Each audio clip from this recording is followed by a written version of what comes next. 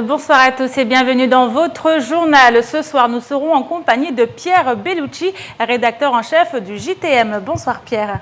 Bonsoir Amina, bonsoir à tous. Avec vous ce soir, il sera question de cette foire de Ramadan qui a lieu au niveau du terre-plein de Mtsapéré. Avec également, on fera le parallèle avec ce qui se passe au niveau de la place de la République. On en parlera entre autres sujets avec vous tout à l'heure Pierre. Mais d'abord, voici les titres de ce jeudi 30 juin. La foire de l'Aïd a pris ses quartiers sur le terre-plein de Mtsapéré, non sans une importante polémique. Si les commerçants du marché l'ont pour la plupart boycotté, ceux présents sur place ont bien du mal à écouler leurs marchandises. La fin du Ramadan approche, mais les chiffres d'affaires sont alarmants. Les explications dans votre journal. Mayotte est un territoire où la population est 2 fois plus touchée par le diabète qu'en métropole. Avec le mois sacré de Ramadan, les fidèles malades sont plus exposés au risque d'accident. À ce titre, le réseau diabète accompagne ses patients afin qu'ils concilient au mieux pratiques religieuses et traitement de la maladie. Dans moins de 2 semaines, 13 sapeurs-pompiers du département paraderont sur les Champs-Élysées lors du traditionnel défilé du 14 juillet. Une fête de la nation où les Outre-mer et Mayotte seront mis à l'honneur sur la plus belle avenue du monde. Rencontre avant le grand départ à la fin de cette édition. La fin du Ramadan approche et de nombreux foyers s'attellent déjà à préparer l'Aïd. Et en la matière, les commerçants de la foire commerciale du Ramadan en savent quelque chose. Chaque année, ils se plient en 4 pour satisfaire la clientèle. Vêtements, décorations ou encore tissus d'ameublement. Les propositions ne manquent pas. Installés pour la première fois au terre-plein de Mtsapéré. Et qu'en est-il de la foire du Ramadan cette année? Nous sommes allés à la rencontre des commerçants pour savoir notamment si les affaires tournent bien. Un reportage d'Adèle Laurent. Le terre-plein de Mtsapéré est en ce moment animé par la foire du Ramadan. Elle avait lieu à cet endroit l'année dernière, mais habituellement elle se tenait place de la République à Mamoudzou. Un vendeur habitué du marché de l'Aïd nous fait part de sa déception quant à la recette de cette année. Il n'y a pas assez de clients en fait. On n'a pas encore, en particulier, nous on n'a pas encore dépassé la bande de 50 € en fait. On n'arrive qu'à 30, 20. À Mamoudzou là-bas, dans la journée en fait, on peut terminer avec un salaire qu'on gagne par mois en fait. On peut gagner vers 1 000 € dans la journée. Et ici, c'est catastrophique. C'est la première fois que je vois ça en fait. C'est décevant en fait. On attend les week-ends pour voir ce qui va se passer par rapport à la semaine parce que bon, je comprends que dans la semaine, il y a beaucoup de gens qui travaillent, ne peuvent pas venir. Et on attend les week-ends pour voir si ça va changer ou pas. Le peu de clients présents au marché de l'Aïd peut s'expliquer par le fait que la route de Mtsapéré subit des embouteillages fréquents, ce qui décourage certains de venir à la foire du Ramadan, mais également par une autre cause liée à la crise des expulsés. Jusqu'à maintenant, il n'y a pas beaucoup de clients. Dans la journée, on ne vend même pas un drap, pas comme d'habitude. D'après moi, ce sont les étrangers qui achètent parfois ici. Et là, vu que la situation, ils renvoient des gens, tout ça. Donc, les gens aussi, ils ont peur de venir peut-être. Pour les commerçants et notamment ceux du marché couvert, la foire du Ramadan est l'occasion de se remettre des épreuves financières traversées ces derniers mois.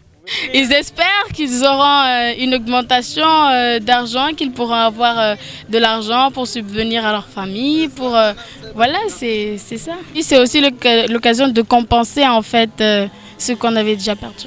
C'est un bon lieu, il y a la sécurité, il y a les personnes qui gardent pour les vols et tout ça, pour que les gens soient protégés. Je pense que c'est mieux. Le choix du terre-plein de Mtsapéré reçoit donc un avis mitigé. Les ventes ne décollent pas, mais ce jeune vendeur ne perd pas espoir pour autant et compte notamment sur les préparatifs de l'Aïd pour vendre ses marchandises. Le jour de l'Aïd nous apportait beaucoup de bonheur là, je trouve. Et c'est pour cela qu'on va accueillir tous nos potes pour les gens bien comme moi. Tu vois. Et là, cette année-là, je trouve qu'ici, à Mtsapéré, parce que l'année dernière, j'étais là, comme je t'avais dit là. Je trouve que cette année-là, ça va y aller parce que ça commence à fonctionner. Tu vois, au début, ça commence mal. Mais je vois maintenant que Ça fonctionne bien, tu vois. Là, je suis heureux, je suis vraiment fou du roller. Tu vois. Et là, c'est bon, tu vois, les clients commencent à venir à voir les marchandises. Et ben, je crois que ça va y aller. Je crois que dans la semaine, là, on va rattraper tout. Hein. Un optimisme à toute épreuve. Les recettes des commerçants du marché de l'Aïd sont donc cette année particulièrement basses. Situation géographique, crise des expulsés, embouteillage, les causes peuvent être multiples. Ce qui est sûr, c'est que ce week-end, les commerçants ont bon espoir de voir arriver leurs clients venus acheter les préparatifs pour la rupture du jeûne. On vient de le voir, le marché de l'Aïd est donc loin de battre son plein. Et bien du côté du marché de Mamoudzou, la situation n'est guère meilleure. Hier, le tribunal administratif a débouté la CCI de sa plainte contre la municipalité du chef-lieu. Une action en justice menée suite à l'interdiction faite aux commerçants de la place de la République de s'y installer comme à l'accoutumée. Du côté de l'hôtel de ville, on invoque des raisons de sécurité et d'hygiène. Mais pendant ce temps, les vendeurs à la sauvette, eux, continuent leur commerce.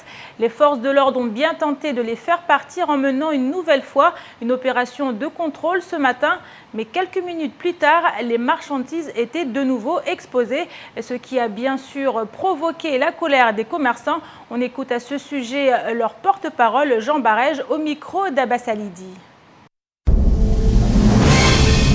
Nous, les commerçants, c'est vrai, on est fatigués avec la situation qui passe maintenant. On est très fatigués. Pendant des années, on n'arrive plus à travailler. On demande aussi au monsieur le maire, au préfet aussi, il faudra qu'il prenne sa responsabilité. Parce que ça ne peut pas continuer comme ça, que toute la commune de Mamoudzou, il y a des gens qui vendent leurs marchandises. Et nous, les commerçants, on n'est pas d'accord. Et on paye aussi, ces gens-là, ils ne payent pas le taxe. S'il ne fait pas son rôle, et ça va être catastrophe pour nous. Et nous, on a décidé, si la mairie aussi ne s'engage pas pour qu'il dégage tous les commerçants qui sont là, nous, on va descendre dans la rue. On vient de le voir, Pierre, une situation assez compliquée qui, au niveau des commerçants de la place de la République, du marché couvert, pose problème. Oui, compliqué à tous les niveaux. Alors souvenez-vous, l'an passé, il y avait un gros problème sur le terre-plein de Mtsapéré, mais il y avait deux foires. Il y avait celle de la place de la République et celle du terre-plein de Mtsapéré, où il y avait énormément de poussière. Alors ça a été résolu, ce problème, par la municipalité qui a effectivement goudronné ce terre-plein qui aujourd'hui est aménagé et à même d'accueillir ce genre d'événement. Maintenant, effectivement, il y a ce conflit avec la CCI, avec les commerçants du marché qui, eux, réclament de pouvoir s'installer juste à côté du marché couvert sur la place de la République. Donc, ils sont très en colère. On sait qu'il y avait eu ce problème aussi avec la crise des expulsés. Ils n'ont pas vendu pendant... Ils ont baissé... Le chiffre d'affaires a énormément baissé durant ces 6 semaines. Donc, voilà, une situation compliquée un peu pour tout le monde. Et puis aussi, ces vendeurs à la sauvette qui sont très proches et qui, forcément, agacent les commerçants. Avec des prix moindres, souvent aussi. Effectivement, avec une concurrence qui est déloyale, tout simplement. Donc ça agace tout le monde. Et puis sur ce terre-plein, il n'y a pas beaucoup de personnes pas beaucoup d'acheteurs qui sont présents depuis le début. Donc c'est très compliqué. Maintenant, je pense qu'il faut se pencher un peu sur les facteurs. Et parmi les facteurs, il y en a un qu'on évoque très peu. Mais depuis la crise des expulsés, il n'y a pas uniquement au terre-plein de Mtsapéré et sur cette foire de l'Aïd qu'il y a des problèmes. C'est un peu au niveau de tous les commerçants et au niveau des entreprises, notamment des entreprises de la distribution, d'alimentation, effectivement, il y a pas mal de baisse de chiffre d'affaires, baisse des ventes. Alors, directement cette crise, Pierre ? Alors, incontestablement, oui, c'est lié.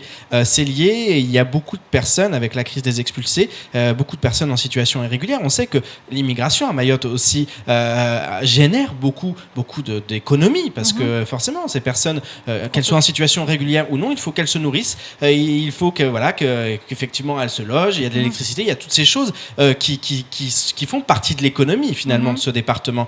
Et il y a de moins en moins de personnes. Ces personnes ont peur de sortir, on le sait, c'est une certitude. Beaucoup d'entre elles ne vont plus forcément dans certains lieux comme avant, ne se déplacent plus comme avant, et peut-être que c'est lié pour ce terre-plein, en tout cas pour cette foire, mais en tout cas à coup sûr pour l'économie en règle générale. Donc on va essayer de s'y pencher d'un peu plus près, mais c'est une certitude, il y a une psychose, on a peur de sortir, on a peur d'être contrôlé. Voilà, donc voilà, on dit aussi très souvent que l'immigration rapporte plus que ce qu'elle ne coûte. Alors c'est peut-être à Mayotte, étant donné les proportions de l'immigration, c'est peut-être à vérifier de plus près et puis à s'y pencher un peu plus. En tout cas, ce qui est sûr, c'est que c'est vrai qu'il y a une économie un peu plus morose ces derniers temps et la crise des expulsés ne peut pas y être totalement anodine. Et pour ce qui est des raisons invoquées par la mairie de Mamoudzou pour des raisons de sécurité et d'hygiène, alors qu'en est-il puisque chaque année, ça se fait sur la même place ? Oui, alors ils évoquent notamment le fait que voilà, ça génère aussi de la saleté, il faut nettoyer. Et d'ailleurs, Jean Barège a été très sévère là-dessus avec le premier adjoint au maire de Mamoudzou. Voilà, en expliquant qu'on se souvient d'un conteneur de litchi où il avait fallu nettoyer. La CCI avait dû mettre les moyens. Et en gros, il demande à ce que la mairie mette ces moyens-là parce que ces commerçants, c'est difficile pour eux. Ils ont besoin de renflouer les caisses et c'est pas le cas du tout actuellement. Il demande à cette mairie de faire des efforts et de son côté, la municipalité explique qu'elle a fait ces efforts puisqu'elle a aménagé un terre-plein qui est dédié à cette foire. Voilà, donc la situation reste au point mort, mais en tout cas, c'est vrai que c'est inquiétant pour ces commerçants qui comptent beaucoup sur cet événement et sur cette rencontre commerciale, j'allais dire, pour renflouer les caisses ou en tout cas pour faire un chiffre d'affaires qui va leur permettre ensuite de vivre correctement le reste de l'année. Et là, c'est pas le cas, donc c'est une situation très compliquée. Il reste encore quelques jours, puisqu'on sait, la ID, ce sera la semaine prochaine. Tout à fait, il reste encore quelques jours, donc il faut leur souhaiter que ça fonctionne bien. Et peut-être, effectivement, aussi, il faut peut-être prendre en compte le fait qu'on est en fin de mois actuellement, et que peut-être ça tombe pas forcément à pic. Là, dans les prochains jours, ça va peut-être augmenter, les ventes vont augmenter, l'affluence aussi va augmenter, parce que c'est ça, ils ne voient pas beaucoup de monde au cours de la journée. Merci beaucoup, Pierre. Vous restez avec nous. On continue avec le procès Roux qui peut enfin avoir connu son point final ce matin. La cour d'appel saisie par les membres du GIR a ainsi rendu son verdict. Et Daniel Papa, qui avait été condamné à 1 an de prison, dont 6 mois ferme, a vu sa peine réduite à 6 mois de prison avec sursis. Quant à l'ancien OPJ Jérémy Bouclé, là encore, la peine a été réduite, passant de 2 ans, dont un ferme, à 1 an de prison avec sursis. Tous deux ont été relaxés de la première condamnation en première instance, à savoir l'homicide involontaire. De quoi faire bondir l'avocat de la partie civile, Mansour Kamardine, très déçu par ce verdict. On l'écoute. La Cour a déclaré les 2 agents coupables du délit de cession des produits stupéfiants, mais les a relaxés sur le délit d'homicide involontaire.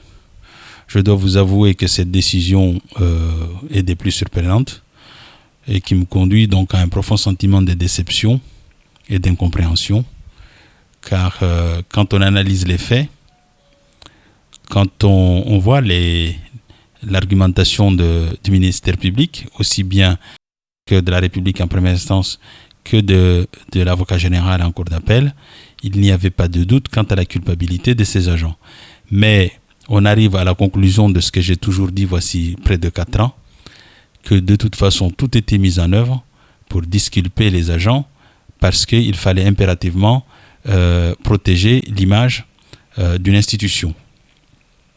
Est-ce que la protection de l'image de cette institution doit conduire jusqu'à nier des réalités intangibles d'un dossier? On vient de voir la réaction de Mansour Kamardine, avocat de la partie civile, et la justice semble avoir été trop clémente pour lui dans cette affaire. Oui, forcément, il est très déçu. Depuis le début, il explique que c'est cet officier de police judiciaire, Jérémy Bouclé, et ce gendarme, Daniel Papa, devaient être condamnés sévèrement. Alors bien sûr, Mathias Belmer, lui, était celui qui était le plus durement condamné, puisque c'est lui qui a en quelque sorte donné la drogue qui a conduit au décès de Roukia. Maintenant, effectivement, on le voit, la justice, et on rejoint un peu ce que dit Mansour Kamardine, la justice a fait le choix de protéger aussi des personnes qui représentent quelque chose. C'est-à-dire que ces personnes représentent l'état de droit. Ils sont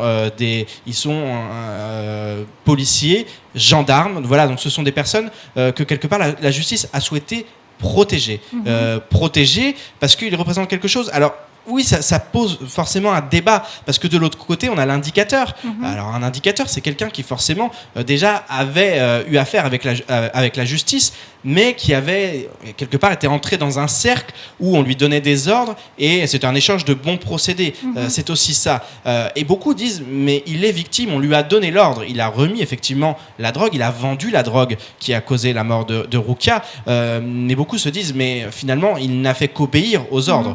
Ce n'est pas lui qui a pu remettre la drogue en service, ce sont en l'occurrence c'est Jérémy Bouclet et Daniel Papa. Donc effectivement, voilà, on le voit, la justice a fait son choix, un choix qu'elle fait très souvent. C'est-à-dire que d'un côté, on a des personnes qui représentent l'état de droit, qui représentent les forces de l'ordre. Et puis de l'autre, on a une personne quand même qui avait déjà été condamnée pour ça, Mathias Belmer, qui est un récidiviste et qui est durement condamné. Et puis Mzé Saïd, qui est un indicateur, qui avait déjà eu affaire plusieurs fois avec la justice et qui lui aussi, alors sa peine a été réduite de son côté, il était condamné à 1 an ferme, il n'a finalement pris, il a pris 4 mois ferme, dont 8 mois avec sursis, donc sa peine a été réduite, mais il va faire de la prison ferme, c'est ça que tout le monde retient, c'est ce que tout le monde retiendra. Et ces deux policiers, ces deux personnes, ce gendarme et ce policier, ces 2 membres du GIR, eux ne feront pas de la prison ferme, alors qu'en première instance ils avaient été condamnés à de la prison ferme.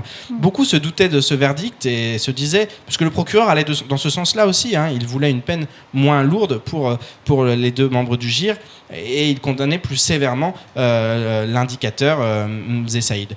Voilà, donc forcément ce verdict il va faire grincer beaucoup de dents. C'était un procès qui était très attendu, on le sait, ça faisait des années que... Oui, ça fait des années, depuis 2011, 15 janvier 2011, Roukia a été retrouvé sur cette plage de Trévani, donc des années, et puis il y avait beaucoup d'attentes autour de ce procès, beaucoup souhaitaient qu'il soit sévèrement puni par la loi, ces 2 membres du GIR. Ça n'aura pas été le cas.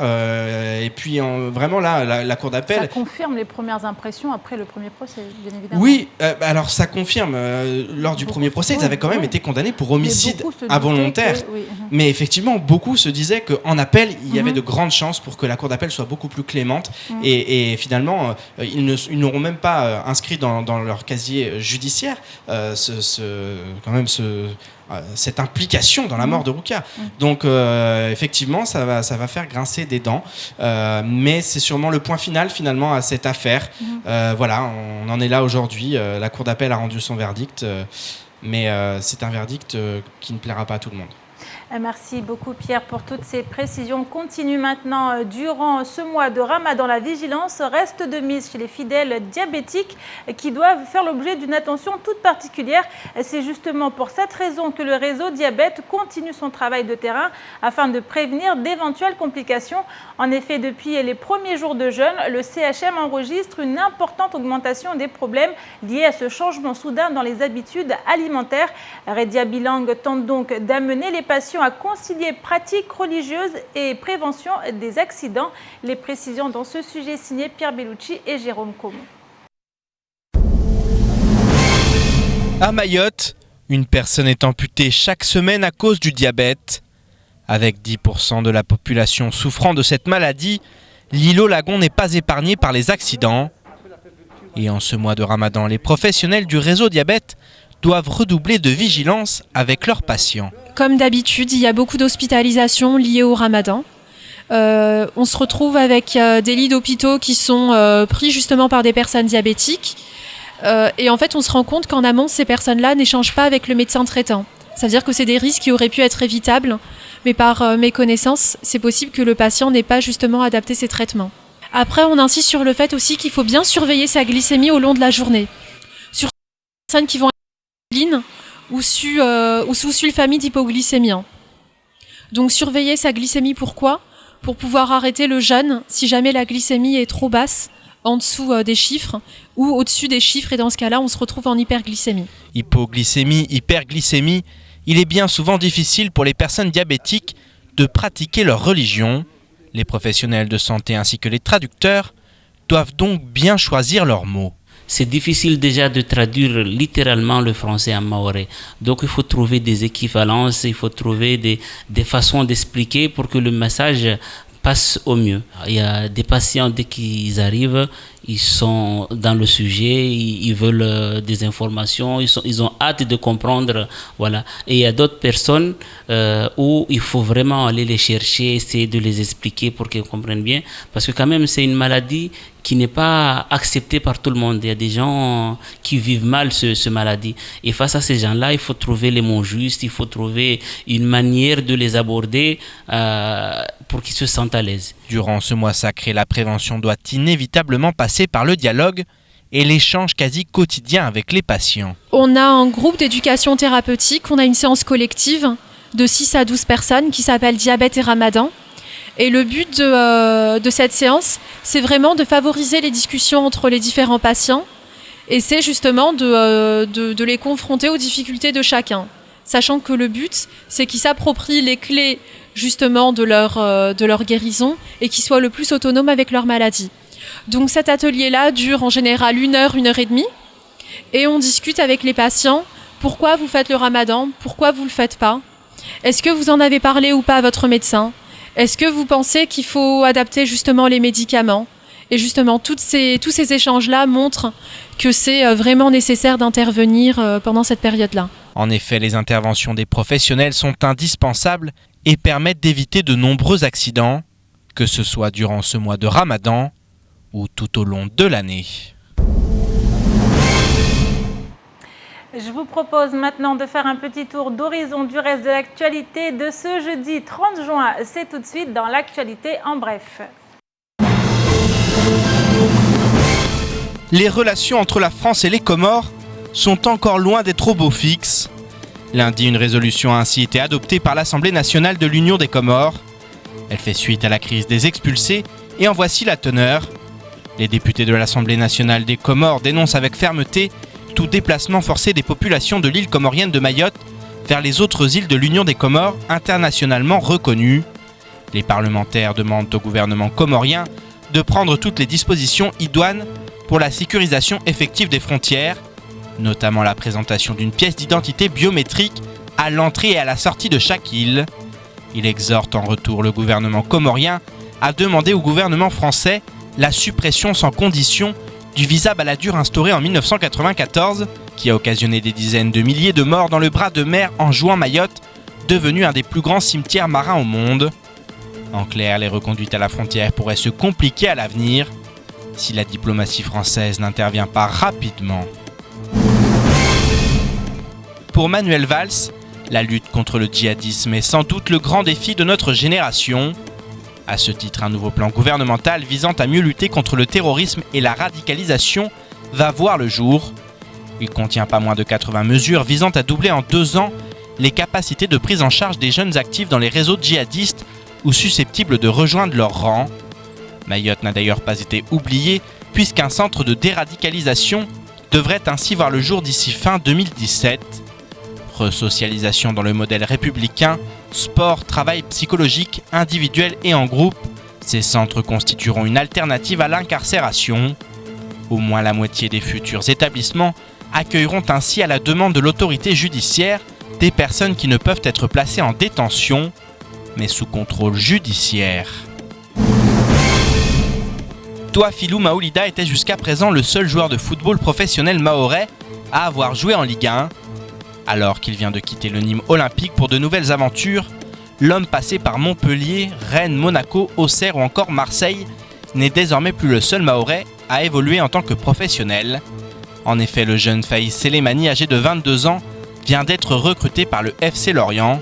La formation bretonne qui a terminé 15e du dernier exercice de Ligue 1 l'a arraché au club chamois niortais, pour lequel Faïs Selemani aura marqué 4 buts en 33 matchs de championnat. Il va désormais connaître l'élite, alors qu'il y a tout juste 2 ans, il évoluait en national à Marseille Consolat. Il ne nous reste donc plus qu'à lui souhaiter le meilleur dans cette grande aventure, que nous ne manquerons pas de suivre de très près.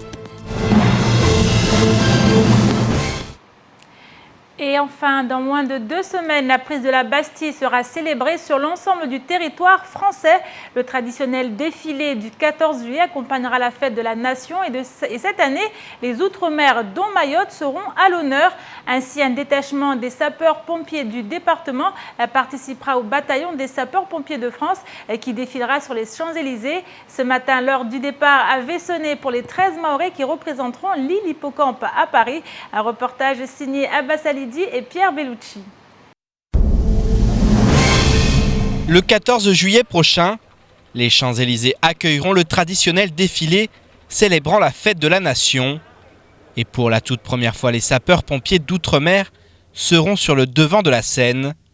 Les différents départements dont Mayotte fait partie s'apprêtent donc à rejoindre la capitale pour les derniers préparatifs. C'est une première pour les pompiers de Mayotte, effectivement, pour défiler sur le 14 juillet aux Champs-Élysées.